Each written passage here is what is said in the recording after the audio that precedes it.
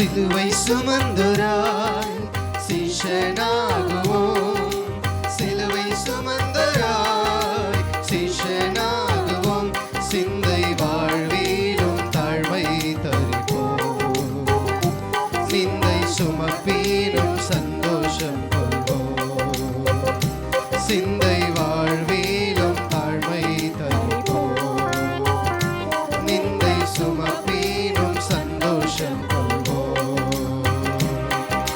இயேசு தாங்குவார், அவரே சுமப்பார், ஒரு போதும் கைவிடவே மாட்டார். இயேசு தாங்குவார், அவரே சுமப்பார், ஒரு போதும் கைவிடவே மாட்டார். அல்லேலூயா, அல்லேலூயா, அல்லேலூயா, அல்லேலூயா, அல்லேலூயா, அல்லேலூயா, அல்லேலூயா, அல்லேலூயா.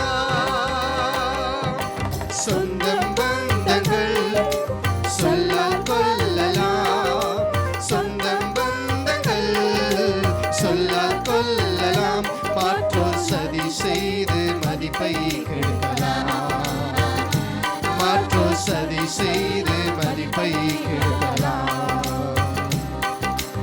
அவருக்காகவே அனைத்தும் இழந்தாலும் அதை மகிமை என்றெண்ணிடுவே, அவருக்காகவே அனைத்தும் இழந்தாலும் அதை மகிமை என்றெண்ணிடுவே. அல்லேலூயா, அல்லேலூயா, அல்லேலூயா, அல்லேலூயா, அல்லேலூயா, அல்லேலூயா, அல்லேலூயா, அல்லேலூயா. வாழும் இயேசுவே, சாவும் லாபமே, வாழும் இயேசுவே, சாவும் லாபமே, அவர் பெருகவும் நான் சிறுகவும் வேண்டுமே, அவர் பெருகவும் நான் சிறுகவும் வேண்டுமே. கிருபை தருகிறார், விருதாவாக்கினேன், அதை நித்தமும் காத்துக் கொள்வேன். கிருபை தருகிறார், விருதாவாக்கினேன், அதை நித்தமும் காத்துக் கொள்வேன். அல்லேலூயா, அல்லேலூயா, அல்லேலூயா, அல்லேலூயா, அல்லேலூயா, அல்லேலூயா, அல்லேலூயா, அல்லேலூயா.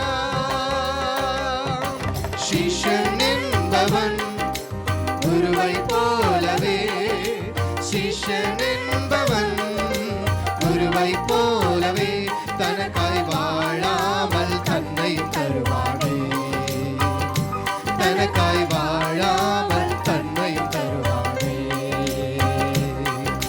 பரலோக சிந்தை கொண்டு உமக்காய் பணி செய்வேன் நான் அனுதினமும், பரலோக சிந்தை கொண்டு உமக்காய் பணி செய்வேன் நான் அனுதினமும். அல்லேலூயா, அல்லேலூயா, அல்லேலூயா, அல்லேலூயா, அல்லேலூயா, அல்லேலூயா, அல்லேலூயா, அல்லேலூயா. விண்ணை விட்டு என் கண்ணை அகற்றிடேன், விண்ணை விட்டு என் கண்ணை அகற்றிடேன், மண்ணின் வாழ்வையும் குப்பையாய் எண்ணுகிறேன், மண்ணின் வாழ்வையும் குப்பையாய் எண்ணுகிறேன். விண்ணின் வார்த்தைக்கு என்னை தருகிறேன், உண்மையுள்ளவன் என்று அழைப்பேன்,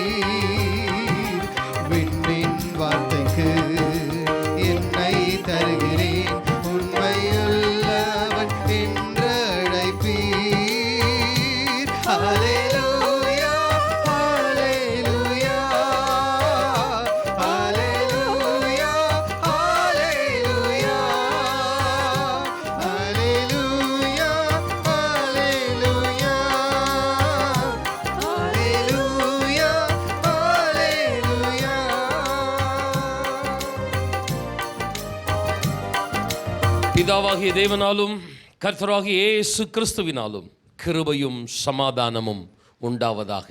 ஆமென். இன்றைக்கு குருத்தோலை ஞாயிறு தின செய்தியாக ஆண்டவருடைய வெற்றி பவனியை நாம் தியானிக்க இருக்கிறோம்.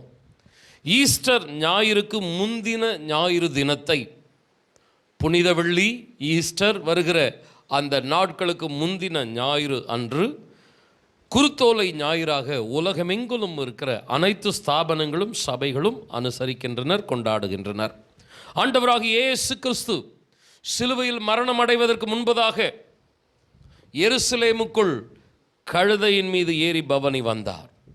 அப்பொழுது சுற்றிலுமுள்ள ஜனங்கள் குருத்தோலைகளை கையிலே பிடித்து, வஸ்திரங்களை வழியிலே விரித்து, தாவீதின் குமாரனுக்கு ஓசன்னா என்று ஆரவாரம் செய்தார்கள். ஆண்டவராகிய இயேசு கிறிஸ்துவுக்கு சிறப்பான வரவேற்பை கொடுத்தார்கள். இதைத்தான் இன்றைய திருச்சபைகளும் குருத்தோலைகளை கையிலே ஏந்தி தெருக்களிலே வீதிகளிலே உலாவி வந்து ஆண்டவரை துதித்து மகிமைப்படுத்தி பாடல்களை பாடி ஜெபம் செய்து வேத வசனங்களை வாசித்து ஆண்டவரை உயர்த்துகிறார்கள். வேதாகம பின்னணியிலே இந்த சம்பவத்தை நாம் தியானிக்க போகிறோம். வாசிக்கலாம். யோவான் சுவிசேஷம் 12ஆம் அதிகாரம் வசனங்கள் 12 முதல் 18 வரை. மறுநாளிலே இயேசு எருசலேமுக்கு வருகிறார் என்று பண்டிகைக்கு வந்த திரளான ஜனங்கள் கேள்விப்பட்டு குருத்தோலைகளை பிடித்து கொண்டு அவருக்கு எதிர்கொண்டு போகும்படி புறப்பட்டு, ஓசன்னா, கர்த்தருடைய நாமத்தினாலே வருகிற இஸ்ரவேலின் ராஜா ஸ்தோத்தரிக்கப்பட்டவர் என்று ஆர்ப்பரித்தார்கள். அல்லாமலும், சீயோன் குமார்த்தியே, பயப்படாதே, உன் ராஜா கழுதை குட்டியின் மேல் ஏறி வருகிறார் என்று எழுதியிருக்கிற பிரகாரமாக இயேசு ஒரு கழுதை குட்டியை கண்டு அதன் மேல் ஏறி போனார். இவைகளை அவருடைய சீஷர்கள் துவக்கத்திலே அறியவில்லை. இயேசு மகிமையடைந்த பின்பு இப்படி அவரை குறித்து எழுதியிருக்கிறதையும் தாங்கள் இப்படி அவருக்கு செய்ததையும் நினைவு கூர்ந்தார்கள். அன்றியும் அவருடனே கூட இருந்த ஜனங்கள் அவர் லாசருவை கல்லறையிலிருந்து வெளியே வரவழைத்து அவனை உயிரோடு எழுப்பினார் என்று சாட்சி கொடுத்தார்கள். அப்படிப்பட்ட அற்புதத்தை அவர் செய்தார் என்று ஜனங்கள் கேள்விப்பட்டதினால் அவர்கள் அவருக்கு எதிர்கொண்டு போனார்கள். கர்த்தருடைய பரிசுத்த நாமத்திற்கு மகிமை உண்டாகட்டும். வாசித்த இந்த 7 வசனத்திலிருந்து நான் 2 குறிப்புகளோடு கூட இந்த வசனங்களை உங்கள் மத்தியிலே நான் வைக்க விருப்பப்படுகிறேன். இந்த 2 குறிப்புகளுக்கு செல்வதற்கு முன்பதாக இந்த சம்பவத்தின் ஆரம்ப வசனத்தை, துவக்க வசனத்தை கவனியுங்கள். மறுநாளிலே இயேசு எருசலேமுக்கு வருகிறார் என்று பண்டிகைக்கு வந்த திரளான ஜனங்கள் கேள்விப்பட்டு, ஒரு சரித்திர குறிப்பு சொல்லுகிறது, பஸ்கா பண்டிகையின் நாட்களிலே ஏறத்தாழ 2 மில்லியன் மக்கள், அதாவது 20 லட்சம் மக்கள் எருசலேமிலே கூடி பஸ்கா பண்டிகையை கொண்டாடுவார்கள். கடந்த வாரம் நாம் ஒரு செய்தியை தியானித்தோம். சிரேனே ஊரானாகிய சீமோன் எருசலேமுக்கு 1500 கிலோமீட்டர் தொலைவில் உள்ள லிபியா, வட ஆப்பிரிக்கா தேசத்திலிருந்து சிரேனே ஊரானாகிய சீமோன் பஸ்கா பண்டிகையை ஆசரிக்க எருசலேமுக்கு வந்தான் என்பதை கடந்த வார செய்தியிலே நாம் தியானித்தோம். இதுபோல உலகமெங்கிலும் சிதறி இருக்கிற இதான யூதர்கள் பஸ்கா பண்டிகையின் நாட்களிலே எருசலேமிலே திரளாக கூடி வருவார்கள். இந்த பண்டிகையிலே கலந்து கொள்ள அடுத்த நாட்டு மக்களும் புறஜாதி மக்களும் கூடி வருவார்கள். ஸோ 20 லட்சம், 2 மில்லியன் மக்கள் கூட்டம் இந்த பஸ்கா பண்டிகையிலே கூடுவார்கள் என்பது சரித்திரத்திலே சொல்லப்பட்டிருக்கிற ஒரு குறிப்பு. கவனியுங்கள் அருமையானவர்களே, இந்த ஜனக்கூட்டத்தின் ஒரு பகுதி தான் ஆண்டவராகிய இயேசு கிறிஸ்துவுக்கு பெரும் வரவேற்பை கொடுக்கிறது. ஓசன்னா, தாவீதின் குமாரனுக்கு ஓசன்னா, இஸ்ரவேலின் ராஜா ஸ்தோத்தரிக்கப்பட்டவர். பெரும் ஆரவாரம். வழிகளிலே வஸ்திரத்தை விரிக்கிறார்கள், குருத்தோலைகளை கையிலே பிடித்து ஆரவாரம் செய்கிறார்கள்.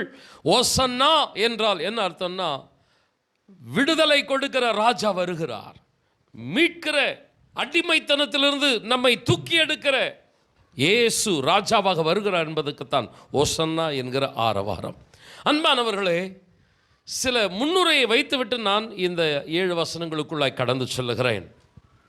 இந்த சம்பவம் நடந்து சரியாக 1 வாரம் கழித்து அதே எருசலேம் வீதியில் முற்றிலும் வேறுபட்ட ஒரு காட்சி. ஆண்டவராக இயேசு கிறிஸ்து சிலுவையை சுமந்து கொண்டு எருசலேம் வீதிகளில் கல்வாரி மலைக்கு நேராக செல்லுகிறார். குருத்தோலை ஞாயிறு பயணத்திற்கும் கல்வாரி மலை பயணத்திற்கும் இருக்கிற வித்தியாசத்தை சற்று நீங்கள் கவனிக்க நான் கேட்கிறேன். ஒரு வாரத்திற்கு முன்பதாக ஆண்டவராக இயேசு கிறிஸ்துவை சுற்றிலும் எழும்பின ஆரவார சத்தம், ராஜாவே வாழ்க, இஸ்ரவேலின் ராஜாவே நீர் ஸ்தோத்தரிக்கப்படுவீராக, தாவீதின் குமாரனே உமக்கு ஓசன்னா. ஒரு வாரம் கழித்து குற்றவாளியைப் போல ஆண்டவராக இயேசு கிறிஸ்துவை அவமானப்படுத்தி நிந்தித்து இழுத்து செல்லுகிறார்கள். சில நாட்களுக்கு முன்பு ரட்சியும் என்கிற ஜெப சத்தம், சில நாட்களுக்கு பின்பு சிலுவையில் அறையும் என்று அவருக்கு விரோதமாக எழும்புகிற கூக்குரலின் சத்தம். சில நாட்களுக்கு முன்பதாக வஸ்திரங்களை எல்லாம் விரித்து, தாங்கள் உடுத்தி இருக்கிற வஸ்திரங்களை எல்லாம் வழிகளிலே விரித்து அவருக்கு ஒரு ராஜ வரவேற்பை கொடுத்தார்கள், ரெட் கார்பெட் வரவேற்பை கொடுத்தார்கள். சில நாட்களுக்கு பின்பு அவர் அணிந்திருந்த வஸ்திரங்களை எல்லாம் உரிந்து அவரை அரை நிர்வாணப்படுத்தி அவமானத்தோடு கூட இழுத்து செல்லுகிறார்கள். சில நாட்களுக்கு முன்பதாக ஆண்டவராக இயேசு கிறிஸ்து சுகமான பிரயாணம் செய்கிறார். கழுதையின் மீது ஆண்டவர் பிரயாணம் செய்கிறார். ஆண்டவராக இயேசு கிறிஸ்துவை கழுதை சுமந்து சென்றது. சில நாட்களுக்கு பின்பு ஆண்டவர் பாடுகள் நிறைந்த ஒரு பாரமான பிரயாணம், சிலுவையை சுமந்து கொண்டு ஆண்டவர் கடந்து செல்லுகிறார். குருத்தோலை ஞாயிறு பவனிக்கும் கல்வாரி சிலுவைக்கு நேராக ஆண்டவராக இயேசு கிறிஸ்து செல்லுகிற அந்த பாதைக்கும் உள்ள வித்தியாசத்தை சற்று கவனியுங்கள். டோட்டலாக சிச்சுவேஷன் மாறுகிறது. வெறும் 7 நாட்களில் முந்தின ஞாயிற்றுக்கிழமை உயர்வுக்கு மேல் உயர்வு, புகழுக்கு மேல் புகழ், எத்தனை மரியாதை, எத்தனை வரவேற்பு. சரியாக 7 நாட்கள் கழித்து மிக மோசமான தாழ்ச்சியான சூழ்நிலையை ஆண்டவர் சந்திக்கிறார். ஜனங்கள் எவ்வளவுக்கு எவ்வளவு புகழ்ந்தார்களோ அவ்வளவுக்கு அவ்வளவு அவரை அவமானப்படுத்துகிறார்கள்.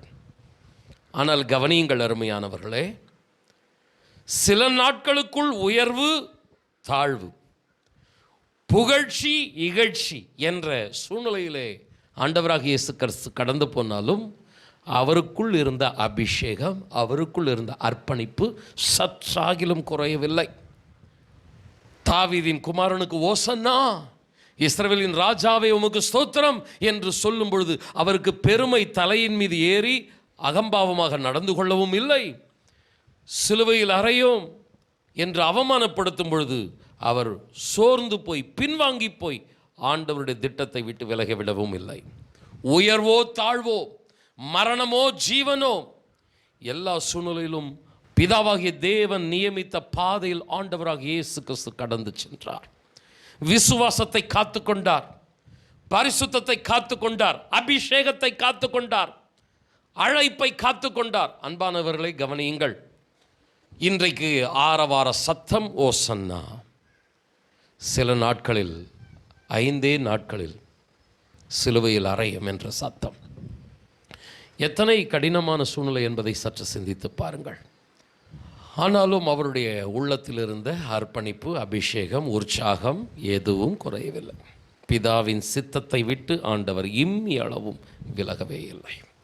அதனால் இந்த 7 வசனங்களுக்குள் 2 குறிப்புகளுக்குள் நம்முடைய கவனத்தை செலுத்துவதற்கு முன்பதாக, சகோதரனை சகோதரியே, நேற்றைய தினத்தில் அழுகை இருக்கலாம், இன்றைக்கு சந்தோஷம் இருக்கலாம், இன்றைக்கு நல்ல மகிழ்ச்சியான சூழ்நிலை இருக்கலாம், நாளைக்கு கண்ணீரின் பாதை வரலாம். உயர்வோ தாழ்வோ, லாபமோ நஷ்டமோ, இகழ்ச்சியோ புகழ்ச்சியோ, கிறிஸ்துவுக்குள் உங்கள் மனநிலை ரம்மியமாக இருக்கட்டும். எந்த விதத்திலும் உங்களுடைய இருதயம் பலவீனப்பட்டோ பெருமைப்பட்டோ போய்விடாதபடி உங்களுடைய இருதயத்தின் சமாதானத்தை காத்துக்கொள்ளுங்கள். ஆழமான அர்ப்பணிப்பு உங்களுக்குள் உருவாகட்டும். எந்த சூழ்நிலையிலும் என்னை கிறிஸ்துவின் அன்பை விட்டு ஒன்றாலும் ஒருவராலும் பிரிக்கவே முடியாது. எத்தனை பேர் ஆமென் சொல்லுகிறீர்கள்?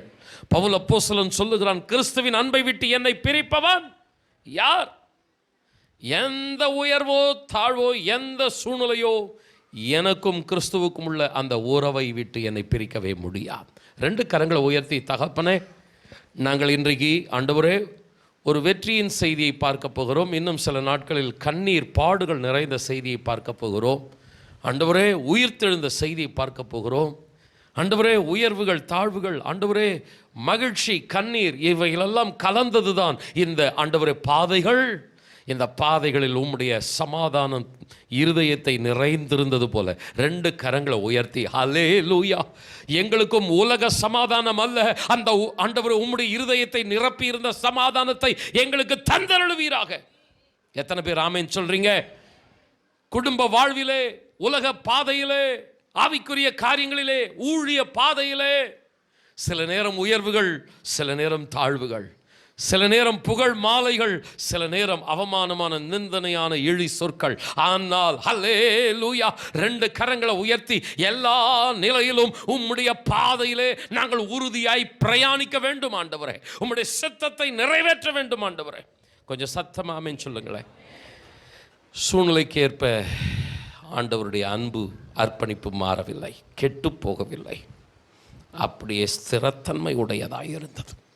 உங்களுக்குள்ளும் எனக்குள்ளும் இருக்கிற அபிஷேகம் அப்படிப்பட்ட அபிஷேகத்தோடு கூட காணப்பட கர்த்தர் உதவி செய்வாராக.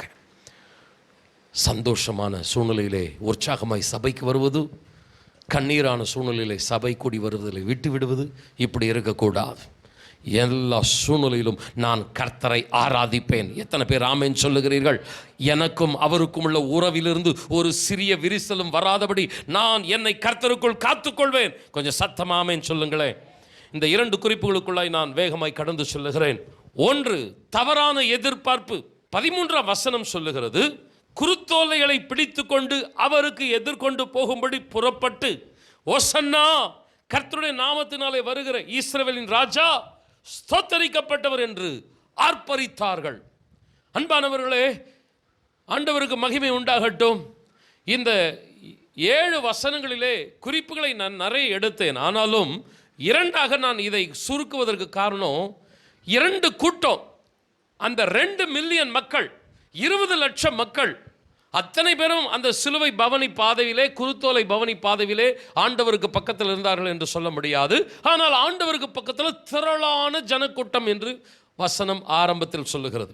அந்த திரள் ஜனக்கூட்டத்தில் 2 வகை பிரிவுகள். அந்த 2 வகை பிரிவைத்தை நான் உங்கள் மத்தியில் வைக்கிறேன். முதலாவதாக ஒரு தவறான எதிர்பார்ப்போடு கூட அங்கே ஜனக்கூட்டம் இருக்கிறது. அவர்கள் என்ன செய்கிறார்கள்? ஆண்டவருக்கு எதிர்கொண்டு போய் ஓசன்னா, கர்த்தருடைய நாமத்தினாலே வருகிற இஸ்ரவேலின் ராஜா ஸ்தோத்தரிக்கப்பட்டவர் என்று ஆரவாரம் செய்கிறார்கள். அன்பானவர்களே, கவனியுங்கள். ஆண்டவராகிய தேவன் மேசியா வருவார், அவர் நம்மை விடுவிப்பார் இந்த அடிமைத்தனத்திலிருந்து யூதர்கள் எதிர்பார்த்து காத்து கொண்டிருந்தார்கள். எப்பொழுதெல்லாம் அடிமைத்தனம் உண்டாகிறதோ, சத்துருவால் மனிதர்களால் தேவ ஜனங்கள் ஒடுக்கப்படுகிறார்களோ, அப்பொழுதெல்லாம் அவருடைய எதிர்பார்ப்பு எங்களை விடுவிக்க, எங்களை மீட்டெடுக்க ஒரு இரட்சகர் வருவார் என்று. எகிப்தில் அடிமைத்தனத்தில் ஒடுக்கப்பட்டு கொண்டிருக்கும் பொழுது ஆண்டவர் மோசையை அனுப்பினார். பாபிலோன் தேசத்திலே தேவ ஜனங்கள் ஒடுக்கப்பட்டு கொண்டிருந்த பொழுது தானியேலை அனுப்பினார். ஏசாயா, எரேமியா போன்ற பல தீர்க்கதரிசிகளை அனுப்பினார். ஆண்டவருக்கு ஸ்தோத்திரம். விடுதலை எதிர்பார்த்து காத்திருப்பார்கள். பிரச்சனைகள் வரும், ஆனால் பிரச்சனைகளுக்கு மத்தியிலே எங்களை விடுவிக்கிற கர்த்தர் வருவார். அதுதான் யூதருடைய எதிர்பார்ப்பு. இப்பொழுது அவர்களுடைய ஒரே எதிர்பார்ப்பு தீர்க்கதரிசிகள் அல்ல, மீட்கிற இரட்சகர்களோ நியாயாதிபதிகளோ அல்ல, மேசியா வருவார். அவர் வந்து பொல்லாத அடிமைத்தனத்திலிருந்து எங்களை விடுவிப்பார். ஆண்டவருக்கு மகிமை உண்டாகட்டும். இப்பொழுது ஆண்டவராகிய இயேசு கிறிஸ்து இஸ்ரவேல் தேசத்தில் பலவிதமான அற்புதங்களை அதிசயங்களை செய்திருக்கிறார். ஒவ்வொன்றையாய் அறிந்திருக்கிற மக்கள், இவர்தான் மேசியா, இவர்தான் இஸ்ரவேலுக்கு ராஜா என்று ஆரவாரம் செய்கிறார்கள். அன்பானவர்களை, கூர்மையாய் கவனியுங்கள். ஆண்டவருக்கு மகிமை உண்டாகட்டும். இப்பொழுது என்ன அடிமைத்தனத்தில் இஸ்ரவேல் ஜனங்கள் இருக்கிறார்கள்? ரோம் ஆட்சியின் அடிமைத்தனத்தில் இருக்கிறார்கள். இஸ்ரவேல் மக்கள் சுதந்திரமாக தங்களுக்கென்று ஒரு தலைவன் இருக்க வேண்டும், தங்களுடைய ஒரு இனம்தான் ராஜாவாக இருக்க வேண்டும் என்று நினைக்கிறவர்கள். ஏரோதுவின் கீழாக, பிலாத்துவின் கீழாக இருக்கிறதை அவர்கள் விரும்பவில்லை. ஆதலால் இந்த ஏரோதின் அடிமைத்தனத்திலிருந்து விடுவித்து நமக்கு ஒரு சுதந்திரமான ராஜ்யத்தை அமைக்க மேசியா வருவார். இயேசு வந்தவுடனே மேசியா வந்துவிட்டார். இஸ்ரவேலின் ராஜா ஸ்தோத்தரிக்கப்பட்டவர், தாவீதின் குமாரனே, தாவீதின் சிங்காசனத்தை உறுதிப்படுத்த வந்த தேவகுமாரனே உமக்கு ஸ்தோத்திரம் என்று எல்லாரும் ஆரவாரம் செய்கிறார்கள். இவருடைய ஆரவாரம் தவறல்ல. இயேசு கிறிஸ்து ராஜாதான். அவர் பிறக்கும் போதே அவர் யாராக பிறந்தார்? ராஜாவாக பிறந்தார். மத்தேயு 2 சொல்லுகிறது, யூதருக்கு ராஜாவாக பிறந்திருக்கிறவர் எங்கே? அவர் பிறக்கும் போதே ஒரு ராஜாவாக பிறந்தார். அன்பானவர்களே, அப்படிப்பட்ட தேவன், கர்த்தருக்கு ஸ்தோத்திரம், இந்த ஜனங்கள் எல்லாரும் கூடி இஸ்ரவேலின் ராஜாவே ஓசன்னா என்று ஆர்ப்பரிப்பது தவறே அல்ல. ஆனால் அவருடைய எதிர்பார்ப்பில், அவருடைய நினைவுகளில் சில தவறுகள் இருக்கிறது. கொஞ்சம் கூர்மையை கவனியுங்கள். அன்பானவர்களே, இயேசு கிறிஸ்து உண்மையா ராஜாதான், அவர் மேசியா தான். ஆனால் இவர்கள் ஆராதிக்கிற ஆராதனையை ஆண்டவர் முழுமையை ஏற்றுக்கொள்ளவில்லை. காரணம் என்ன? இவர்கள் சரீரப்பிரகாரமான விடுதலையை மாத்திரம்தான் எதிர்பார்த்து காத்திருந்தார்களே தவிர, ஆவியில் ஆத்துமாவில் ஒரு விடுதலையை ஆண்டவர் கொண்டு வருகிறாரே, அந்த விடுதலைக்காக அவர்கள் காத்திருக்கவில்லை. ஆண்டவராக இயேசு கிறிஸ்து இந்த உலகத்தில் வந்த முதல் நோக்கம் என்னவென்றால், மத்தேயு சுவிசேஷத்தில் வாசிக்கிறோம், அவருக்கு இயேசு என்று பெயரிடுவாயாக, அவர் தமது ஜனங்களின் பாவங்களை நீக்கி அவர்களை ரட்சிப்பார். முதல்ல ஆண்டவர் விடுவிக்க விரும்பினார். எந்த அடிமைத்தனத்திலிருந்து? பாவ அடிமைத்தனத்திலிருந்து. பாவம்தான் எல்லா பிரச்சனைகளுக்கு காரணம், மனிதர்கள் அல்ல. ஒன்றா நம்ம பாதாளத்தின் மீது, பிசாசின் மீது, சத்ருவின் மீது பழியை போட்டு விடுகிறோம். எல்லா பிரச்சனைகளுக்கும் காரணம் சத்ரு அல்ல, பிசாசு அல்ல.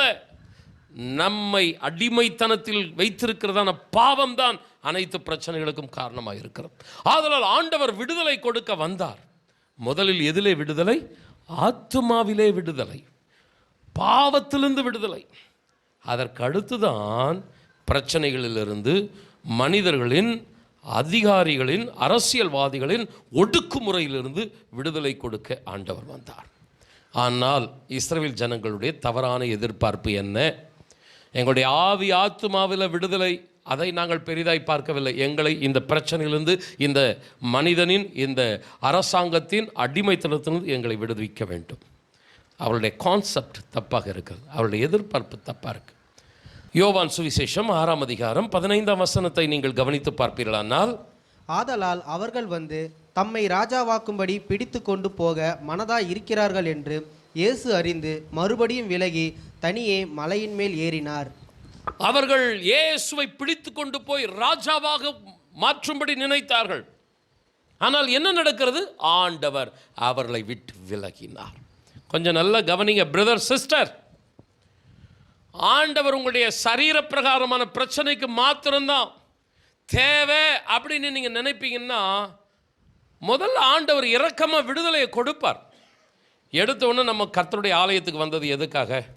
நான்லாம் தேவனுடைய ஆலயத்துக்கு முதல்ல காலடி எடுத்து வைக்கும்போது என் பாவத்திலிருந்து விடுதலை தாரோம் அப்படி இல்லை. என் சிந்தனை வியாதி பிரச்சனையாக இருந்தது, சில கஷ்டங்கள் பிரச்சனையாக இருந்தது. ஆண்டவரே, இதிலிருந்து நீர் ஆண்டவர் விடுதலை செய்வீரானால் நீர் உண்மையான தேவன் என்பதை நான் ஏற்றுக்கொள்ளுகிறேன். இப்படி தான் நான் முதல் ஆலயத்துக்குள்ள காலடி எடுத்து வைத்தேன். பிரச்சனையிலிருந்து விடுதலை, ஏதாவது ஒரு கஷ்டம், வியாதி, பணம், சத்ருவின் போராட்டம், இதிலிருந்து விடுதலை. இதுதான் முதல்ல நம்ம எல்லாருமே சபைக்குள்ள காலடி எடுத்து வைத்த ஒன்று. எடுத்த உடனே இல்லை நான் இதிலெல்லாம் விடுதலை தரமாட்டேன், முதல்ல உன் பாவத்திலேருந்து விடுதலை ஆனால் தான் நான் இதெல்லாம் தருவேன் அப்படின்னால ஆண்டவர் எடுத்த உடனே சட்டம் பேசிகிட்டு இருக்கல. நம்ம வந்த உடனே நம்முடைய கண்ணீரிலிருந்து தூக்கி எடுத்தார். எத்தனை பேர் ஆமேன்னு சொல்கிறீங்க? அதுக்கடுத்து சத்தியத்தை கற்றுக் கொடுத்தார். இதை காட்டிலும் மேன்மையானது, பாவத்திலிருந்து நீ விடுதலையாக வேண்டும். உன்னை அடிமைத்தனத்தில் வைத்திருக்கிறதான இந்த பாவம்தான் அந்த எல்லா பிரச்சனைகளுக்கும் காரணம், அதிலிருந்து நீ விடுதலையாக வேண்டும். சத்தியத்தை கற்றுக் கொடுத்தார். சபைக்கு வந்து நம்ம என்ன பண்ணோம்? அடுத்ததாக பிரச்சனைக்கு காரணம் இந்த பாவம். ஆதாமினிடத்திலே காணப்பட்ட கீழ்ப்படியாமை, எனக்குள் காணப்படுகிற அந்த பாவ சுபாவம் இயேசுவின் இரத்தத்தினால் கழுவி சுத்திகரித்து கொண்டு அவருடைய பிள்ளையாக மாறணும். அதற்கடுத்து தான் தேவன் மற்ற ஆசீர்வாதங்களை கொடுக்கிறார். ஆனால் யூதருடைய கான்செப்ட் என்ன? அந்த உபதேசம்லாம் எங்களுக்கு வேணாம். பரிசுத்தம், இயேசு கிறிஸ்துவின் ரத்தம் கழுவுறது, பாவம் மன்னிப்பு, இதெல்லாம் எங்களுக்கு வேணாம். நாங்கள் சபைக்கு வருவோம், எங்களுடைய பிரச்சனை என்னவோ அதை நீர் என்ன பண்ணணும், சால்வ் பண்ணணும். நீ ராஜாவாயிட்டீர்னா 5 அப்பம் 2 மீனை வச்சு எவ்வளோ அற்புதமாக போஷித்தீர். எங்கள் தேசத்தில் சாப்பாடு பிரச்சனையும் இருக்காது, எல்லா குறைவுகளும் நீங்கிடும். வியாதி வந்தால் மருத்துவர்கிட்ட போத்தவில்லை, அற்புதம் நடக்கும். சாப்பாடு பிரச்சனை, வியாதி கஷ்டம் இதெல்லாம் சால்வ் ஆயிடுச்சுன்னா அதுக்கடுத்து மனுஷனுக்கு என்ன ஒரு தேவை இருக்கிறது? இயேசுவை பிடிச்சிட்டு ராஜாவாக்கலாம், நல்ல சொகுசாக வாழலாம். ஆண்டவர் அதுக்கு சம்மதிக்கல பிரதர் சிஸ்டர். அவர்களை விட்டு விலகி மலையின் மீது ஏறினார். கவனியுங்கள் அருமையானவர்களே, ஓசன்னா இஸ்ரவேலின் ராஜாவே உமக்கு ஸ்தோத்திரம். நீங்களும் நானும் செய்கிற ஆராதனையை கர்த்தர் அங்கீகரிக்கணும்னா முதல்ல நமக்குள்ள ஒரு ஆழமான அர்ப்பணிப்பு இருக்கணும். எனக்கும் உமக்கும் உள்ள உறவு சரியாக இருக்கணும். ஆண்டவரே, பாவத்தில் நான் சிக்கிக்கொண்டு இன்னும் அசுத்தத்திலேருந்து நான் வெளியே வராமல் எனக்கு இந்த பிரச்சனையிலேருந்து விடுதலை, இந்த கஷ்டத்திலேருந்து எனக்கு விடுதலை தரணும் அப்படின்னு நம்ம நினைப்போமானால் ஆண்டவர் தொடர்ந்து அதில் செயல்பட மாட்டார். நீங்கள் இந்த அதிகாரத்தில் 17ஆம் 18ஆம் வசனங்களை பார்த்தீங்கன்னா, அன்றியும் அவருடனே கூட இருந்த ஜனங்கள் அவர் லாசருவை கல்லறையிலிருந்து வெளியே வரவழைத்து அவனை உயிரோடு எழுப்பினார் என்று சாட்சி கொடுத்தார்கள். அப்படிப்பட்ட அற்புதத்தை அவர் செய்தார் என்று ஜனங்கள் கேள்விப்பட்டதினால் அவர்கள் அவருக்கு எதிர்கொண்டு போனார்கள். வெறும் அற்புதங்களுக்காக, அதிசயங்களுக்காக, பிரச்சனைகள் தீர வேண்டும் என்பதற்காக ஆண்டவரை பின்பற்றி சென்றார்களே தவிர சத்தியத்திற்காக, அந்த நித்தியமான ராஜ்யத்திற்காக என்று அவரை பின்பற்றி செல்லவில்லை. சகோதரனை சகோதரியே, ஒரு கேள்வியை நான் உங்களுக்கு முன்பில் வைக்கிறேன். சபைக்கு நாம் ஓடோடி வருகிறோம், எப்படிப்பட்ட சிந்தனையோடு கூட வருகிறோம்? நம்முடைய வீட்டிலே நிறைய பிரச்சனைகள் இருக்கிறது, நம்முடைய வாழ்க்கையிலே நிறைய எதிர்பார்ப்புகள் இருக்கிறது. கடவுள் எனக்கு இதை தர வேண்டும், என்னை இப்படியாக ஆசீர்வதிக்க வேண்டும். உங்களுடைய விருப்பங்களை எல்லாவற்றையும் கர்த்தர் நிறைவேற்ற வல்லவர். அவர் ராஜாதான். மனுஷரால் கூடாதவைகள் தேவனால எல்லாம் கூடும். நிச்சயமாய் ஆண்டவர் உங்களுக்கு கொடுக்க வல்லவர். ஆனால் உங்களுடைய முழு எண்ணம் இதுதான் இருக்கிறதா? ஆண்டவரே, நான் சபைக்கு வருகிறேன், எனக்கும் உமக்கும் உள்ள அந்த உறவில் ஒரு விரிசல் வந்து விட்டதாப்பா.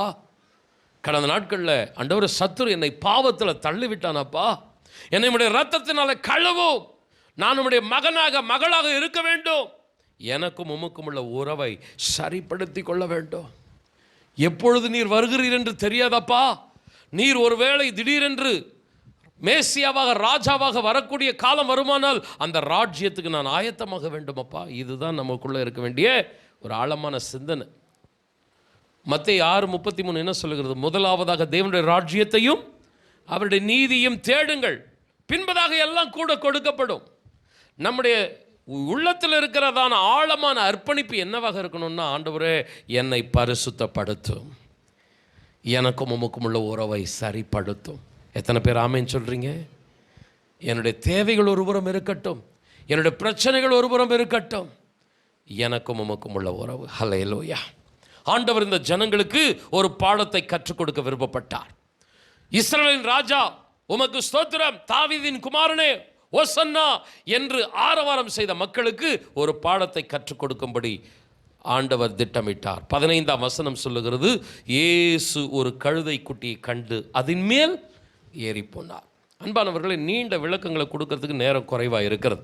ஆனால் கவனிங்கள், பொதுவாக ராஜாக்கள் குதிரைகள் மீது ஏறி நகர்வலம் வருவார்கள், அல்லது ரதங்களிலே கம்பீரமாக அமர்ந்து பவனி வருவார்கள்.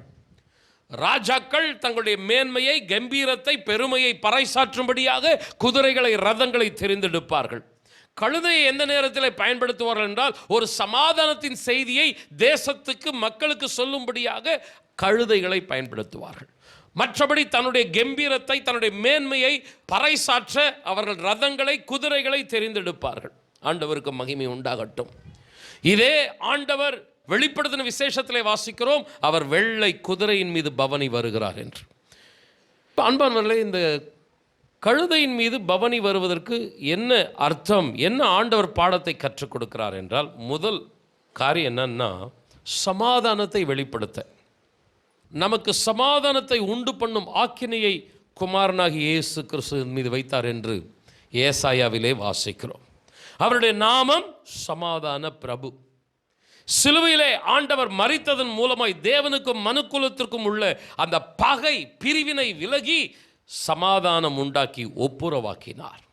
கழுதையின் மீது ஆண்டவர் பவனி வந்ததற்கு காரணம் மனிதனுக்கும் தேவனுக்கும் முதலாவதாக தேவை சமாதானம்.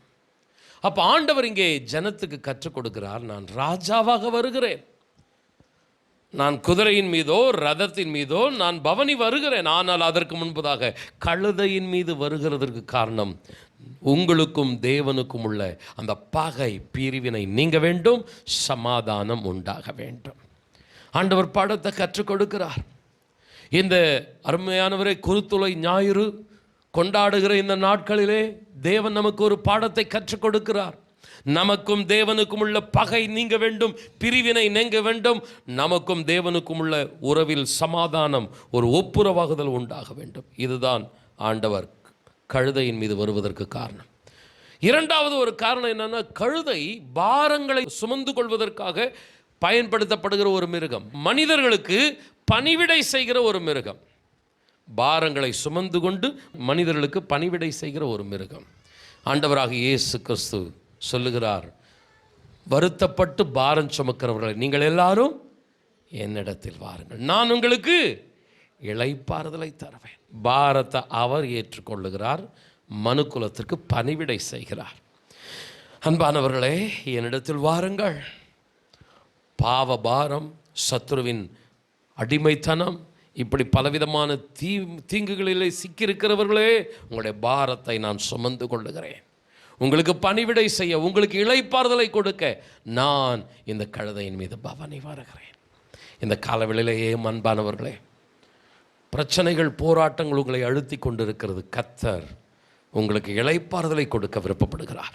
உங்களுடைய பாரங்களை அவர் தன் மீது ஏற்றுக்கொள்ள விருப்பப்படுகிறார். மூன்றாவதாக, கழுதை ஒரு குறிப்பிட்ட காரியத்திற்காக வேறு பிரிக்கப்பட்டு நேர்ந்து கொள்ளப்படும். அன்பானவர்களே, ஆண்டவராக இயேசு கிறிஸ்து ஏறின கழுதை குறித்து சொல்லப்பட்டு இருக்கிறது, அது ஒருவரும் ஏறிராத கழுதை. நாம் தேவனுக்கு மாத்திரம் பயனுள்ளவர்களாக இருக்க வேண்டும். ஆண்டவரை மாத்திரம் பிரியப்படுத்துகிற ஒரு பலியுள்ள அர்ப்பணிப்புள்ள வாழ்க்கையாக நம்முடைய வாழ்க்கை காணப்பட வேண்டும். இந்த கழுதை என்பது 3 சிம்பல், 3 அடையாளத்தை காட்டுகிறது. கவனியுங்கள். தேவனுக்கும் நமக்கும் முதல்ல சமாதானம், ஒரு ஒப்புரவாகுதல் உண்டாக வேண்டும். இரண்டாவது, பாரங்களை சுமந்து கொண்டு பணிவிடை செய்கிற இளைப்பாறுதலை கொடுக்கிற ஒரு பாத்திரமாக. மூன்றாவதாக, தேவனுக்காக மாத்திரம் அது நேர்ந்து கொள்ளப்பட்டதாக. ஆண்டவர் சொல்றாரு, நீங்கள் என்னுடையவர்களாக இருக்கும்படி. ஆண்டவருக்காக நேர்ந்து கொள்ளப்பட்ட கூட்டமாக இருக்கும். அன்பானவர்களே, நான் இரண்டாவது குறிப்புக்கு செல்வதற்கு முன்பதாய், நம்ம எல்லாருக்கும் தெரிந்த வசனம், பிரியமானவனே உன் ஆத்துமா வாழ்வது போல நீ எல்லாவற்றிலும் வாழ்ந்து சுகமாயிருக்க வேண்டுகிறேன். ஆத்துமா வாழ்வது போல. உங்களை நீங்களே பார்த்து கேட்டுக்கொள்ளுங்க. நான் வெறும் உலக பிரகாரமான காரியத்திற்காக மாத்திரம்தான், வேலை, பணம், இப்படிப்பட்ட வாழ்க்கை, இதுக்காக மாத்திரம் சபைக்கு வருகிறேனா, அல்லது எனக்கும் தேவனுக்கும் உள்ள உறவுக்காக, அந்த சமாதானத்திற்காக, அவருக்கு ஒரு பிரயோஜனமான பாத்திரமா, வேறு பிரிக்கப்பட்ட பாத்திரமா நான் இருக்கணுன்றதுக்காக நான் ஆண்டவரிடத்தில் வருகிறேனா, கொஞ்சம் சிந்தித்து பார்ப்போம். கர்த்தர் ஆசீர்வதிப்பாராக. 1 கொரிந்தியர் 15ஆம் அதிகாரம் 19ஆம் வசனத்தை வாசியுங்கள். இம்மைக்காக மாத்திரம் நாம் கிறிஸ்துவின் மேல் நம்பிக்கையுள்ளவர்களாய் இருந்தால் எல்லா மனுஷரை பார்க்கிலும் பரிதபிக்கப்படத்தக்கவர்களாய் இருப்போம். கொரிந்து சபை மக்களை பவுல் அப்போஸ்தலன் எச்சரிக்கிறார், தட்டி கொடுக்கிறார். இந்த கொரிந்து சபை எப்படிப்பட்ட சபையாக இருக்கக்கூடாது? இம்மைக்காக மாத்திரம், உலக காரியங்களுக்காக மாத்திரம் தேவனை தேடுகிற சபையாக இருக்கக்கூடாது. ஆவிக்குரிய காரியங்களுக்காய், தேவனுக்கும் தனக்கும் உள்ள உறவை பலப்படுத்திக் கொள்வதற்காய் அர்ப்பணிப்புள்ள ஒரு சபையாக இருக்க வேண்டும் என்று பவுல் அப்போஸ்தலன் கொரிந்து சபையை ஆயத்தப்படுத்தினது போல இந்த திருச்சபையும் ஆண்டவர் ஆயத்தப்படுத்துவாராக. கர்த்தருக்கு மகிமை உண்டாகட்டும். தேவனுடைய நிறைவான ஆசீர்வாதங்களை, பரிபூர்ணமான நன்மைகளை பெற்றுக்கொள்ள திருச்சபைக்கு ஆண்டவர் ஒரு பாடத்தை கற்றுக் கொடுக்கிறார். உலக பிரகாரமான காரியங்களில் மாத்திரம் கவனம் செலுத்தாமல் ஆவிக்குரிய காரியங்களில் நீங்கள் கவனம் செலுத்துங்கள். தேவனுக்கும் உங்களுக்கும் உள்ள உறவிலே இன்னும் உங்களை புதுப்பித்துக் கொள்ளுங்கள். நிச்சயமாய் கர்த்தருடைய ஆசீர்வாதம் உங்களை பின்தொடரும். இரண்டாவது குறிப்பு, புரிதல் இல்லாத சீஷர்கள். 16ஆம் வசனத்தை கவனியுங்கள். இவைகளை அவருடைய சீஷர்கள் துவக்கத்திலே அறியவில்லை. இயேசு மகிமையடைந்த பின்பு இப்படி அவரை குறித்து எழுதியிருக்கிறதையும் தாங்கள் இப்படி அவருக்கு செய்ததையும் நினைவு கூர்ந்தார்கள். அன்பானவர்களே, 3.5 ஆண்டு காலம் ஆண்டவரோடு ஊழியத்தில் ஈடுபட்ட போதும் அவரது திட்டங்களை, தேவனது திட்டங்களை சரியாக புரிந்து கொள்ள முடியாத சீஷர்களாக இவர்கள் காணப்பட்டனர். வசனம் என்ன சொல்லுகிறது? இவைகளை அவருடைய சீஷர்கள் துவக்கத்திலே அறியவில்லை. புரிதல் இல்லாத சீஷர்கள், புரிந்து கொள்ளாத சீஷர்களின் கூட்டம். முதல் கூட்டத்தை குறித்து பார்த்தோம், தவறான எதிர்பார்ப்புள்ள கூட்டம். சபைக்கு வருகிற கூட்டம் தவறான எதிர்பார்ப்புள்ள கூட்டம். தேவனை தேடிதான் வருகிறார்கள், ஆனால் எப்படிப்பட்ட எதிர்பார்ப்பு? அவங்களுடைய கான்செப்டே ஒரு உலக பிரகாரமான காரியம். சீஷர்கள் என்பவர்கள் யார்? ஆண்டவரை பின்பற்றுகிறவர்கள், சபையில் முக்கியமாக இருக்கிறவங்க, ஃபாலோயர்ஸ், தேவனுடைய பணிகளில் பிரதான காரியங்களில் முக்கிய இடம் பிடிக்கிறவங்க. ஆனால் அவங்களுக்கும் அண்டர்ஸ்டாண்டிங்கில் ரொம்ப கம்மி, தேவனுடைய திட்டங்களை விளங்கி கொள்ளவே இல்லை. 2 கூட்டம், மில்லியன் கணக்கில் கூட்டம், இயேசுவை சுற்றி திரள் கூட்டம். ஆனால் அந்த 2 கூட்டத்தை நீங்கள் கவனித்து பார்த்தீங்கன்னா, ஒன்று தவறான கான்செப்ட், இன்னொன்று மிஸ் அண்டர்ஸ்டாண்டிங், புரிந்து கொள்ளாத மக்கள் கூட்டம். அருமையானவர்களே, இந்த காலவெளியில் ஆரம்பத்தில் வேணுமானாலும் சீஷர்கள் அப்படிப்பட்டதாக புரிந்து கொள்ளாத பலவீனமான ஒரு மக்களாக ஆரம்பத்தில் சீஷர்கள் இருந்தார்கள். தடுமாற்றம், தெளிவில்லாத ஒரு சிந்தனை, இதுதான் ஆரம்பம். ஆனால் வேதம் சொல்லுகிறது, இயேசு மகிமை அடைந்த பின்பு அவரை நினைவு கூர்ந்தார்கள். நம்முடைய வாழ்க்கையிலும் எடுத்த உடனே நம்ம 1000 வாட்ஸ் லைட் மாதிரி பயங்கர பிரைட்டாக எரியும்னு சொல்ல முடியாது. டியூப்லைட்டெல்லாம் போட்டோன்னே டக்குன்னு எரியும். ஆனால் இந்த ஃபோக்கஸ் லைட் சிலதெல்லாம் பார்த்தீங்கன்னா போட்ட உடனே மெதுவாக கொஞ்சமாக அப்படியே பிரைட்டாக கண்ணே கூசுகிற அளவுக்கு காட்டி.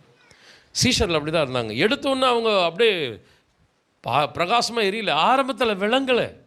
ஆரம்பத்தில் அவர்களுக்கு ஆண்டவருடைய நோக்கங்களை, திட்டங்களை புரிந்து கொள்ள முடியல. ஆனால் போக போக போக தேவன் கற்றுக் கொடுத்த வார்த்தைகளை, வசனங்களை நினைவு கூற அவர்கள் தங்களை கர்த்தருக்குள் பலப்படுத்தி கொண்டார்கள். அன்பான சகோதரனை, சகோதரியே, ஒருவேளை நம்முடைய கிறிஸ்தவ வாழ்க்கையின் ஆரம்பம் எப்படி இருக்கலாம்? பலவீனமாக இருக்கலாம், புரிந்து கொள்ளாத தன்மையாக இருக்கலாம். சபைக்கு வர்றது என்ன செய்தினே தெரியலையே, என்னன்னே புரியலையே என்கிற ஒரு விளங்காத கூட்டம் போல கூட ஆரம்பத்தில் இருக்கலாம். ஆனால் நாட்கள் செல்ல செல்ல, ஹல்லேலூயா, சத்தியத்தை ஆண்டவர் நமக்கு ஆழமாக கற்றுக் கொடுக்க, நம்மை ஸ்திரப்படுத்த, தெளிவுள்ளவர்களாக இருக்க, ஆண்டவருக்காக எழும்பி பிரகாசிக்க நம்மை நிலைநிறுத்த விருப்பப்படுகிறார். அருமையானவர்களே, இங்கே வசனம் கரெக்டாக நீங்கள் கவனித்து பாருங்கள். எப்போ அவர்கள் எல்லாவற்றையும் விளங்கி கொண்டார்கள் என்றால், வசனம் 16ஆம் வசனத்தில் ஒரு பகுதி சொல்லுகிறது, இயேசு மகிமை அடைந்த பின்பு. அதாவது அவர் மரணத்தை வென்று உயிரோடு எழுந்த பின்பு.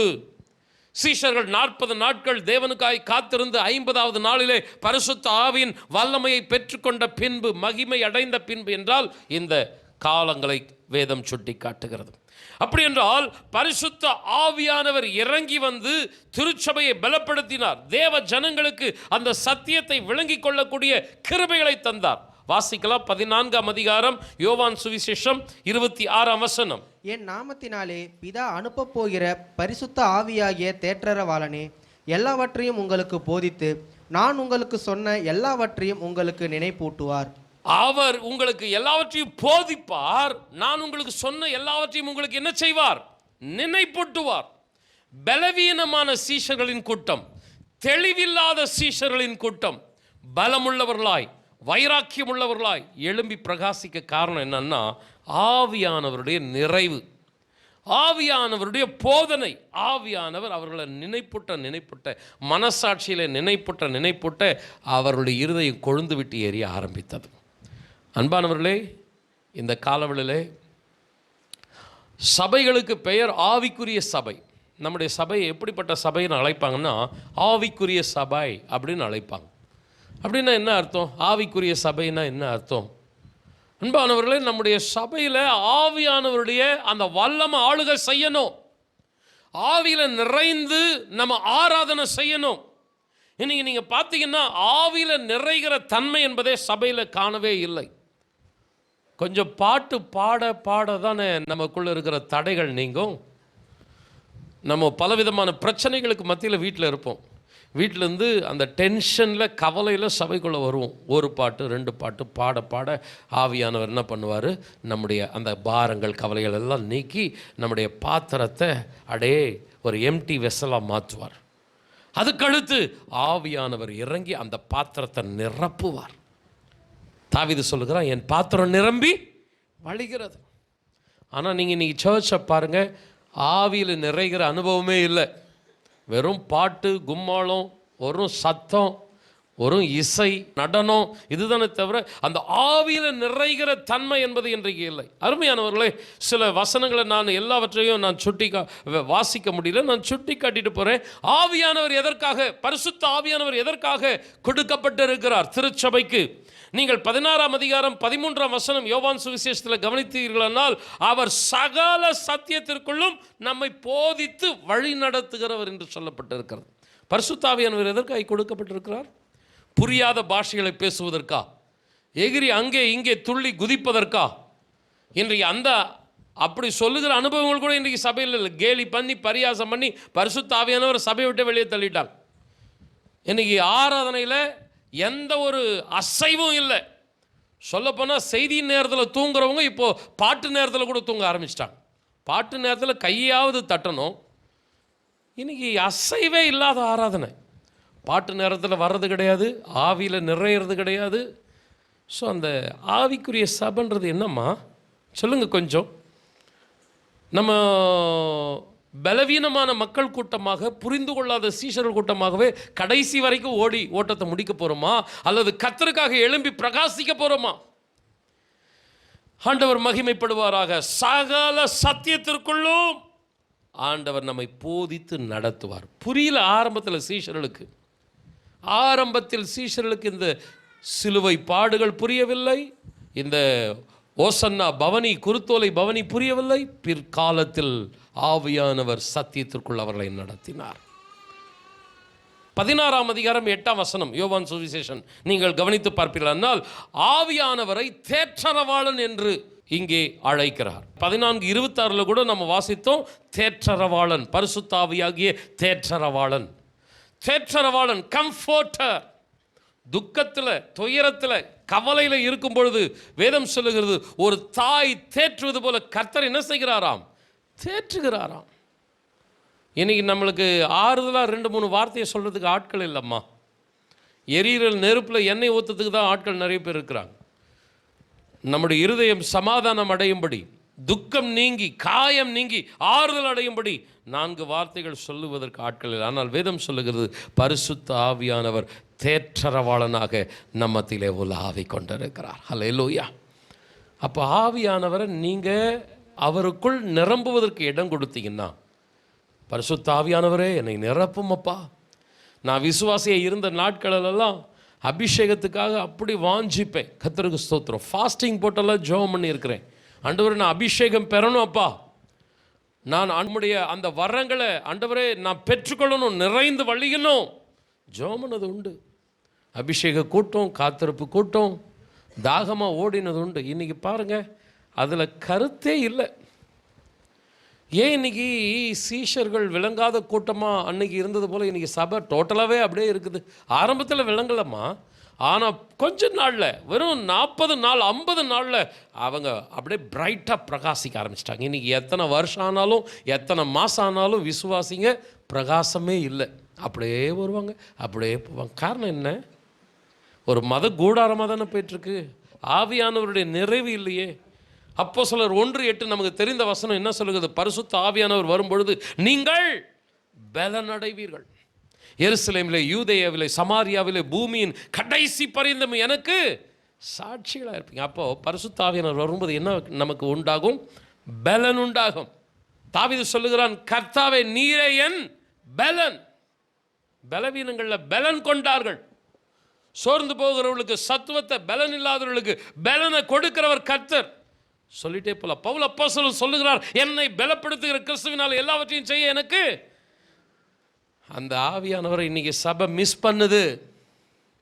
இன்னைக்கு பலன் இல்லாத மக்கள் கூட்டம், சபையில் இருக்கிற மக்கள் கூட்டம் பலவீனமான, ஆவியில் பலவீனம், ஆத்மாவில் பலவீனம். கர்த்தருக்கு ஸ்தோத்திரம். நீங்கள் ரோமர் 8:26 பார்த்தீங்கன்னா, பரிசுத்த ஆவியானவர் வாக்கு கடங்காத பெருமூச்சுகளோடு நமக்குள்ள இருந்து என்ன பண்ணுறாராம்? வேண்டுதல் செய்கிறாராம். எதுக்காக ஜெபம் பண்ணணும்? ஃபேமிலி, பிள்ளைகளுடைய காரியம், இல்லைன்னு படிப்பு. நமக்கு தெரியல, குழப்பமான ஒரு உலகம், குழப்பமான வாழ்க்கை. ஆண்டவரே என்ன செய்யணும், எதிர்காலத்துக்கு என்ன செய்யணும், ஒன்றும் தெரியல. ஆனால் வாக்கு கடங்காத பெருமூச்சுகளோடு கூட நமக்குள்ளிருந்து உலக காரியங்களுக்காகவும் ஆண்டவர் மன்றாடுகிறார். ஆவியில் நிறைஞ்சு நிறைஞ்சு நல்லா ஜெபம் பண்ணி பாருங்க. சத்துரு கோணலாக்க வந்தாலும் ஆவியானவர் நேராக்குவார். ஹல்லேலூயா. நான் உனக்கு முன்னே போய் கோணலாவில் என்ன பண்ணுவேன்? செவ்வையாக்குவேன்.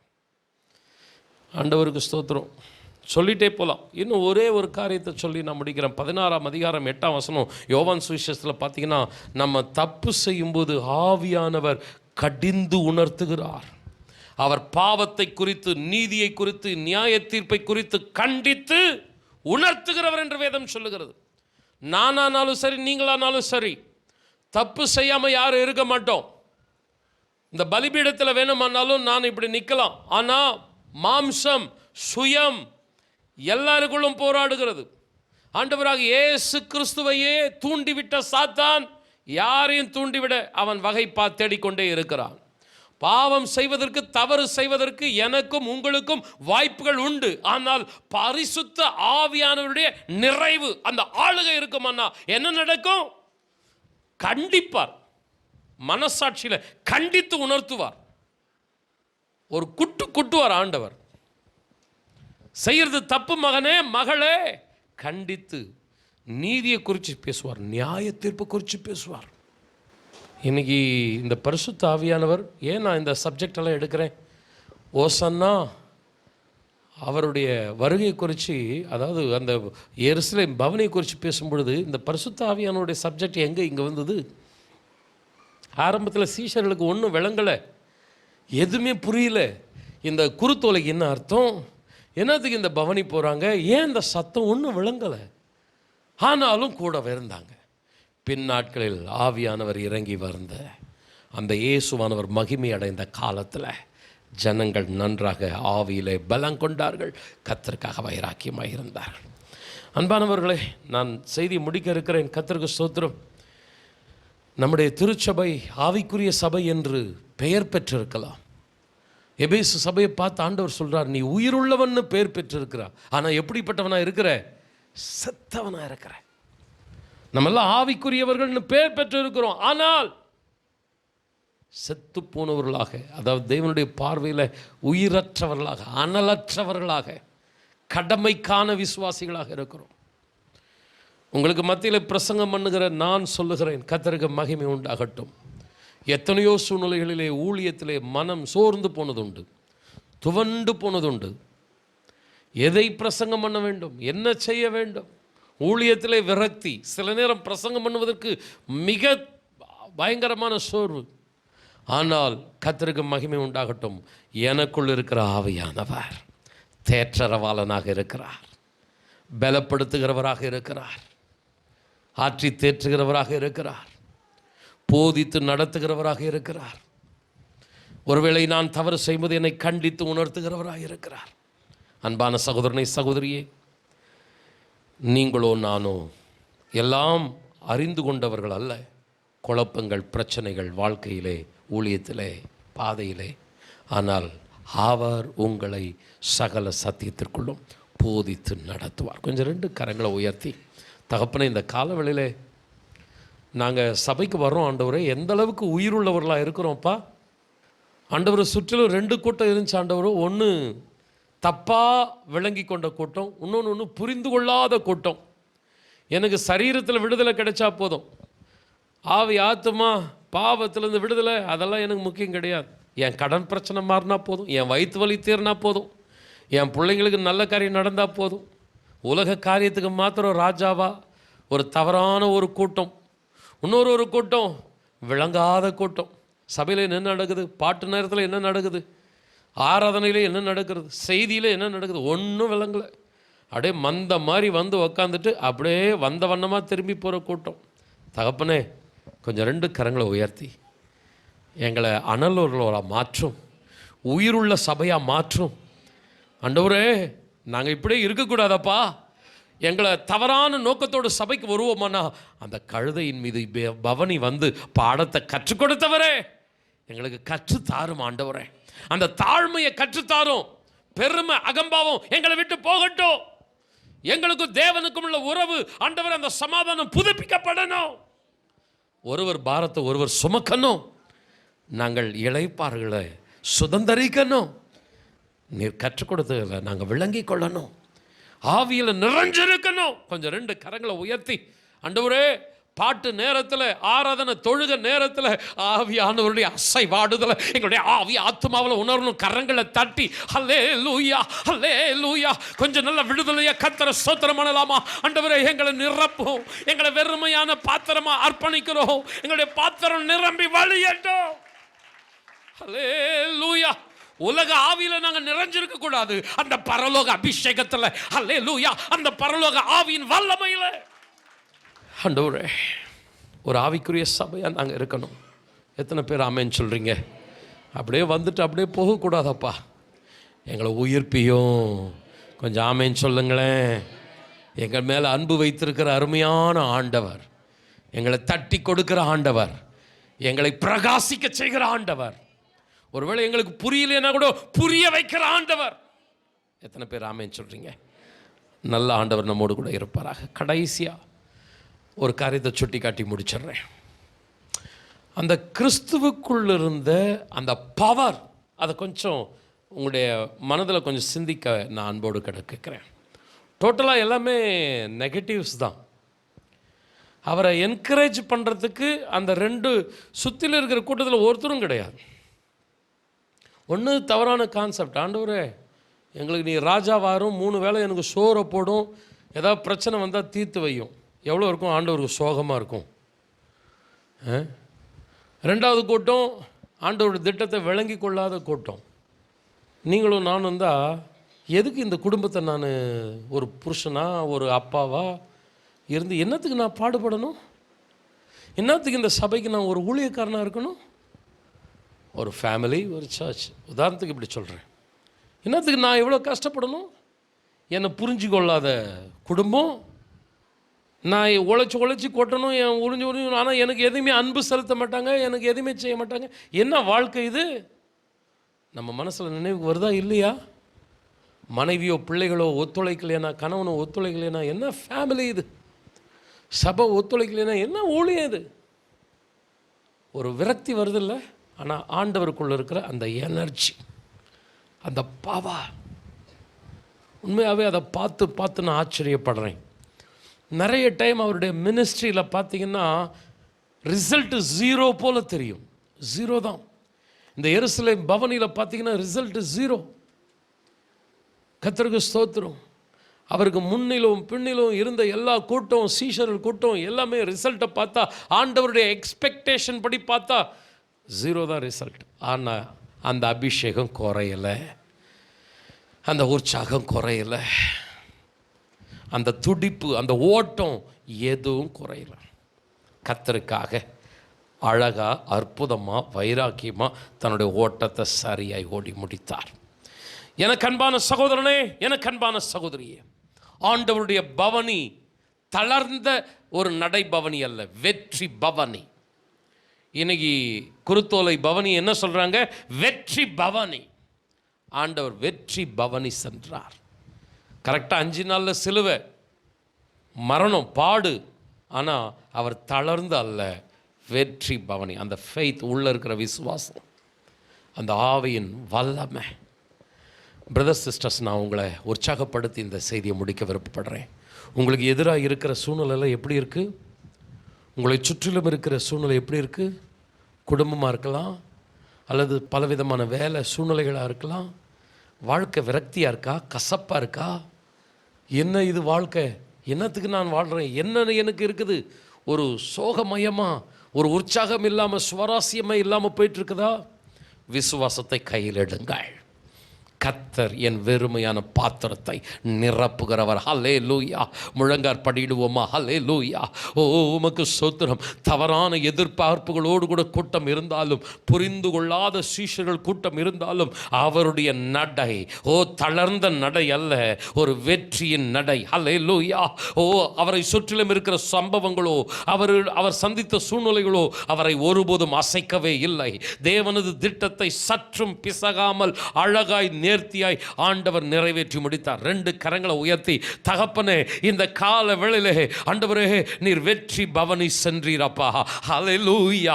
அந்த ஆவியின் வல்லமை, ஹல்லேலூயா, அந்த தேவனுக்குள் இருந்த அந்த ஆவியின் வல்லமை எனக்குள்ளாக இறங்கி வருவதாக 2 கரங்களை உயர்த்தி, தகப்பனே ஆண்டவர் உம்மை நோக்கி பார்க்கிற ஆண்டவரே, ஐயா சுற்றிலும் இருக்கிற சூழ்நிலைகள் ஆண்டவரே ஐயா ஒன்றும் என்னை உற்சாகப்படுத்துகிற விதமாக இல்லாமல் என்னை சோர்வடைய செய்கிறதா இருக்கலாம், என்னை ஆண்டவர் துவண்டு போக செய்கிறதா இருக்கலாம். ஆனால் எனக்குள் ஆண்டவரே ஆவியானவர் இறங்குவீராக. நல்ல கரங்களை தட்டி ஹல்லேலூயா. அந்த கிறிஸ்துவுக்குள் இருந்த வல்லமாய் என்னை பலப்படுத்துகிற கிறிஸ்துவினாலே ஆண்டவரே ஒரு வல்லமை இறங்கட்டும் அப்பா, வல்லமை இறங்கட்டும் ஆண்டவரே. ஆமென். உமக்கு ஸ்தோத்திரம் ஆண்டவரே. ஐயா நாங்கள் ஆண்டவரே தவறான எதிர்பார்ப்புகளோடு கூட உம்முடைய ஆலயத்துக்கு வந்து போய்விடக்கூடாதப்பா. ஆரம்ப வேண்மன்னா ஆண்டவரே சீஷர்கள் புரிந்து கொள்ளாதது போல, ஆண்டவர் தவறான எதிர்பார்ப்புகளோடு கூட ஜனங்கள் வந்தது போல ஆரம்ப வேண்மனா அப்படி இருக்கலாம். 2 கரங்களை உயர்த்தி ஹல்லேலூயா. எங்களை சத்தியத்தில் நடத்தும். உலகம் தான் எங்களுடைய விருப்பம் அல்ல, எங்களுடைய விருப்பம் பரலோகம். ஹல்லேலூயா. எங்களுடைய ஆண்டவர் உள்ளான மனுஷன் ஆண்டவர் வல்லமையா பலப்படணும். அதுதான் எங்களுடைய ஆழமான அர்ப்பணிப்பு. உலகத்தில் ஆண்டவர் சாப்பாடு வேணும், பணம் வேணும், இது இல்லைப்பா.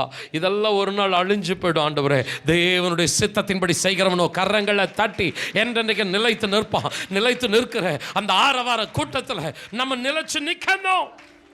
ஒரு நாள் வரப்போகிறார் ஆண்டவர். 1000 வருஷம் இந்த உலகத்தை அரசாள போகிறார். ஹல்லேலூயா. அவர் மேசியா தான், அவர் இஸ்ரவேலுக்கு ராஜா தான். ஹல்லேலூயா. ஆனால் முதல்ல விடுதலை பாவத்திலிருந்து, ஆவி ஆத்மாவில் ஒரு விடுதலை. ஹல்லேலூயா. அதுக்கு அடுத்ததான் சரீர பிரகாரமான விடுதலை. ஹல்லேலூயா. இதோ இந்த சபையை கர்த்தர் எதுக்கு வச்சிருக்கிறார்? முதல்ல உன் ஆவி ஆத்மாவில் விடுதலை. கரங்களை தட்டி உன்னுடைய பாவத்திலிருந்து விடுதலை. சத்ரு என்னென்ன உன்னை கட்டி வச்சிருக்கிறானோ அதிலிருந்து விடுதலை. ஒரு நாள் வரப்போகிறது. ஆண்டவர் ராஜாவாக அரசாள போகிறார். ஹல்லேலூயா. அன்றைக்கு நாம் அவரோடு கூட சேர்ந்து அரசாள போகிறோம். ஹல்லேலூயா. 1000 வருஷ ஆட்சி மாத்திரம் இல்லம்மா, அப்புறமா நித்தியமா ஆண்டவர் ராஜாதி ராஜாவாக இருக்கிறார். அவரோடு கூட சேர்ந்து நாமும் பூமியை அரசாள போகிறோம். ஆண்டவரே ஐயா இந்த உலகத்தில் காணப்படுகிற கொஞ்ச நாள் வாழ்க்கைக்கல்லப்பா நீ ராஜாவா, நித்தியம்மா. ஹல்லேலூயா. அந்த மீட்பின் திட்டத்தை நாங்கள் புரிஞ்சு கொள்ளணும். ஆரம்பத்தில் சீஷர்களுக்கு சில காரியங்கள் விளங்கலை, ஆனால் ஆண்டவர் எல்லாவற்றையும் விளங்க செய்கிற தேவன், தேற்றரவாளன், பலப்படுத்துகிறவர், சகல சத்தியத்துக்குள்ளே நடத்துகிறவர், பாவத்தை கண்டித்து நீதியை ஆண்டவரே அப்பா உணர்த்துகிறவர், நியாய தீர்ப்பை போதிக்கிறவர். கொஞ்சம் கரங்களை உயர்த்தி எங்களை விட்டுறாதிரும் ஆண்டவரே. ஆவியானவரே எங்களை நிறைத்தருளும் ஆண்டவரே. எங்களுடைய வெறுமையான பாத்திரத்தில் அந்த பரலோக வல்லமை இறங்கட்டும் அப்பா. கரங்களை நல்ல தட்டி ஹல்லேலூயா. அவருடைய நடை தளர்ந்த நடை அல்ல. சுற்றிலும் இருக்கிற சூழ்நிலைகள், சம்பவங்கள் இயேசுவின் நடையை, ஓட்டத்தை சோர்ந்து போக வைக்கவே இல்லை. ஹல்லேலூயா. அவர் தளர்ந்து போகவே இல்லை. அவர் வெற்றி பவனி சென்றார். ஹல்லேலூயா. இதோ உங்களுடைய கண்களையும் உயர்த்தி பாருங்கள். உங்கள் வீட்டை பார்த்தால், உங்கள் சரீரத்தை பார்த்தால், உங்களை சுற்றிலும் இருக்கிற சூழ்நிலைகளை பார்த்தால் நீங்கள் ஒருவேளை சோர்ந்து போகலாம். உன்னதத்தை நோக்கி பாருங்கள். அவர் வெற்றியோடு கூட கடந்து சென்றார். நம்மையும் வெற்றியிலே நடத்த அவர் வல்லவராய் இருக்கிறார். கரங்களை தட்டி கர்த்தரை மகிமைப்படுத்துவோமா? ஹல்லேலூயா. ஆமென். எனது ஆற்றலும் எனது பாடலும் எனது மீட்புமானார். எனது ஆற்றலும் எனது பாடலும் எனது மீட்புமானார். நீதிமான்களின் கூடாரத்தில் வெற்றி குரல் ஒலிக்கட்டும். நீதிமான்களின் சபைகளிலே வெற்றி குரல் ஒலிக்கட்டும். தோல்வி இல்லை எனக்கு, வெற்றி பவனி செல்வேன். தோல்வி இல்லை நமக்கு,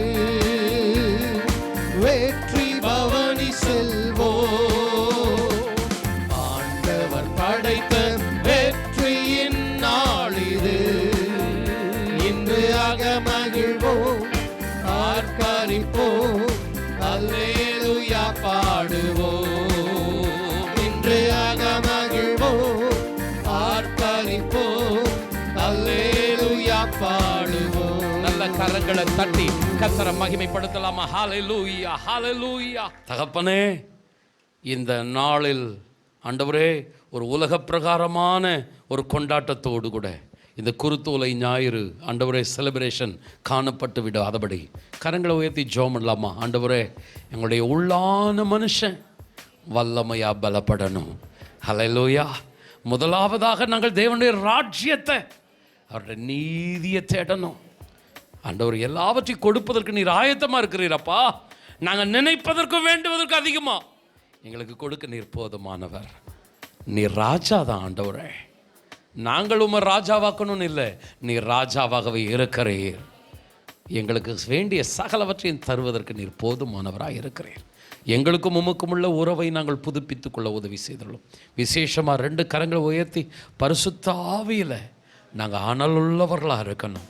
இன்னைக்கு ஆவிக்குரிய சபைன்னு பேர் வைத்திருந்தோம், செத்து போன சபையா ஆண்டவரே, செத்தவர்களாக நாங்கள் இருக்கக்கூடாதப்பா.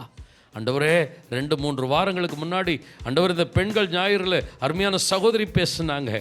ஓ, நீ மரித்தோரிடத்தில் இருப்பது என்ன அப்படின்னு. அப்பா, நாங்கள் செத்து போன மக்களை போல இருக்கக்கூடாது. கரங்களை உயர்த்தி எங்களை எழுப்புவீராக, எங்களை பிரகாசிக்க செய்வீராக.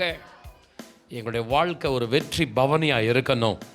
சூழ்நிலை ஆண்டவரே, சந்தர்ப்பங்கள் எங்களை மனம் அடிவாக்கலாம், சோர்வடைய பண்ணலாம். ஆனால் எங்களை கரம் பிடித்து வெற்றியின் பாதையிலே நடத்துகிற கர்த்தர் எங்களோடு கூட இருப்பீராக. சபையை பிதா, குமாரன், பரிசுத்த ஆவியின் நாமத்தில் நாங்கள் வாழ்த்தி ஆசீர்வதிக்கிறோம். இயேசுவின் நாமத்தில் ஜெபிக்கிறோம் நல்ல பிதாவே, ஆமென்.